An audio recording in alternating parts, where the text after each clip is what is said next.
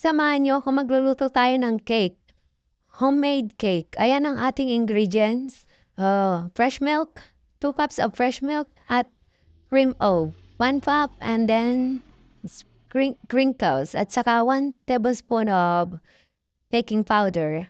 At ayan na nga guys, binalatan ko na ang ating cream o at nilagay na natin sa food processor para durugin. At kung wala naman kayong food processor, pwede nyo na lang din durugin kung para madurog siyang maigi. Ayan. At ayan na nga guys, pagka nadurog na natin, lagay na natin yung ating baking powder. Tapos halo-haluin lang natin sa ating cream o. At mag-set aside pala tayo ng pan-toppings mamaya sa ating cake. At nilagay na rin natin ang ating fresh milk. Yan, tapos halo-haloin natin ang ating fresh milk sa ating